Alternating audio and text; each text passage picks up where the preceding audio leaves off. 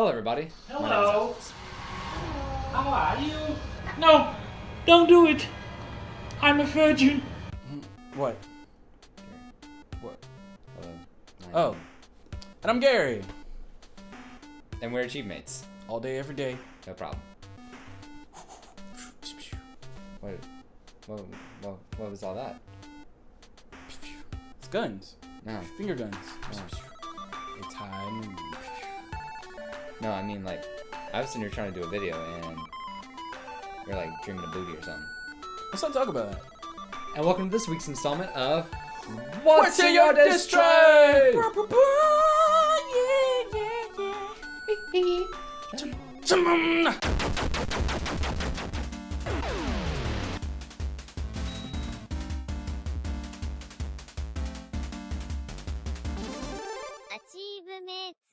Hey guys, this is Gary with AchieveMates. So what we're going to do today is we're going to walk around and we're going to show you a little bit of, let me turn my brightness up first, show you a little bit of Pokemon Go. Can you see it? Mm-hmm. So, if you can see where there's a couple Pokemon here, just kind of chilling. So what you actually have to do is walk around, physically walk, which is one of my favorite things to do. Obviously, that's how you keep the supermodel figure. And we're gonna go try and catch some Pokemons. So it shows you a GPS of your location. And what it does is, I don't think it's called a geotag, but it actually, the real life locations of where you are, I think it goes off of Google's, Google Maps and like Google's cache stuff, where it actually makes like Pokestops where you can actually get supplies like Pokeballs and things like that. From there, and it respawns like every couple minutes, so you can, you know, stay there and kind of take advantage of it pretty much. So let's go find some Pokemons.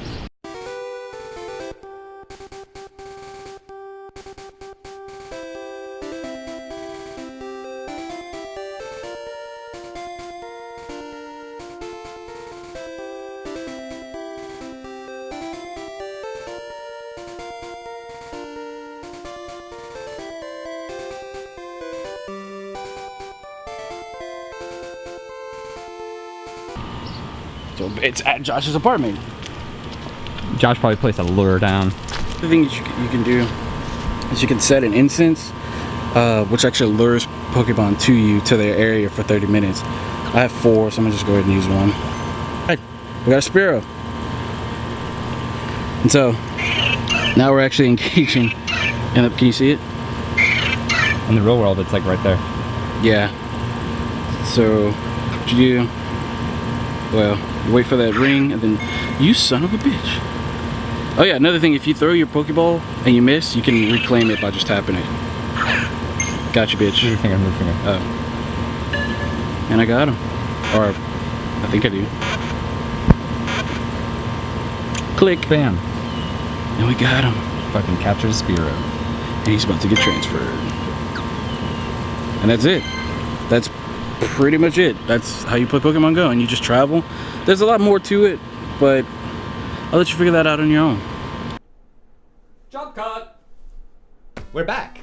And this week, instead of me doing a segment of talking about games I've been playing, I'm actually sweating. That's sad. we Yeah. were outside for like 5 seconds. Gary took initiative and decided to start a Q&A session for this episode. He posts on our social media a few questions, asking people to ask us some questions, and we'll answer. And so we have a few questions we're gonna ask. We're gonna answer. Yes. Yeah. Now we're gonna ask you some questions. We're gonna ask you. So Ben Norman asks, "What's our favorite game from this generation of console, and why?" That's a tough one. That is a tough one. Because I don't think I've really found a game. Well, no, that's not true. I guess it depends on like what you say by generation of console, because for me, I'm mostly a PC gamer. So if I You can play anything. Really. exactly, so if I would take into account like games that have only come out within the past 3 years during this current generation of console, game I've been playing the most of would probably be The Division. I put like 4 or 5 hours almost every night into that game. But if you're talking specific console, games I've played on this generation of console that's my favorite, I'd have to say Fallout 4. Fallout 4 is just a ton of fun. Yeah. I don't know, it's just a Fallout game. Like, I have such a strong bond to Fallout games, to open world games, which is probably one of the reasons why I like Division so much, but Division is way more focused on co-op play, which is why I like that so much, because I'm such a big co-op person. I'm such a big co-op gaming fan. What about you, Gary? I don't know if I want to say, because there's so many games that, like, haven't come out yet that I'm waiting on that I know are going to be my favorite, like Final Fantasy. I know Final Fantasy, that's going to take up a lot of my time. Oh, Final Fantasy 15? Yes. But, because I've been... Well, what's your current favorite?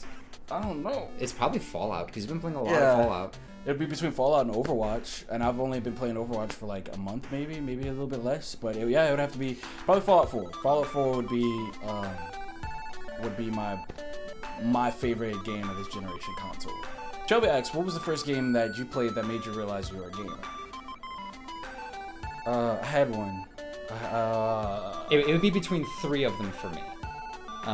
It would be between Raystorm, which was a PlayStation game. Raystorm? It was like a kind of Galaga. It was like a Galaga style game. Okay. I played so much Raystorm. Mortal Kombat for the Sega. I played a lot of Mortal Kombat, and I'll say between 4 games, either Crash Bandicoot or Tekken. Those 4 games, it's between one of those 4 for me that were like what solidified my want and desire to play video games. I had a friend who had a Sega, and I played Mortal Kombat on it all the time. And then one of the first consoles I owned myself, my sister owned a Nintendo, and I played Mario with her, but I was really young. But the first console I owned myself was the original PlayStation, and Crash Bandicoot, Tekken, and Raystorm were my 3 favorites that I played all the time. That's such a difficult question. I know. It's such a difficult question because I've been playing games for a really, really long time. So I've always known that I was a gamer, and I guess like the first game that I guess it would be Double Dragon for the original NES. Because I'm a huge fan of like side-scroller beat-em-ups, and that was the game between that and Streets of Rage 2 that really solidified it for me. That was like, I like playing these types of games. Let me try more types of games, and I would say, yeah, it would be like Double Dragon or Streets of Rage 2 would be like my game that was like, man, I like playing video games. I'm a gamer. Alice Gotro asks, have you seen this? Yes. Yes. On Twitter, we got 2 questions from Noah Prejean. Noah. That's what I said. You said Nora. No, I said Noah. Noah. You I said- say it weird. You said Nora. And earlier you told me his name was Nathan. No, I didn't. You did. You said Nathan Prejean. Hmm? I deleted it and wrote Noah. I think you're tripping. No. Our next question is from Noah Prejean. From Twitter. He asked us 2 questions. Very similar to the other questions that we were answering. One is, how long does it usually take to make an episode of What's in Your Diss Tray? It depends. To film for setup and filming of a What's in Your Diss Tray, it usually takes us about 30 minutes ish. It depends on how lazy we're being and how much we drag ass. Which is almost every time. Yeah, so like anywhere between 30 to 45 minutes to do full setup, get all audio and camera set up, everything recording, and it takes Gary probably about an hour, maybe some change to edit it.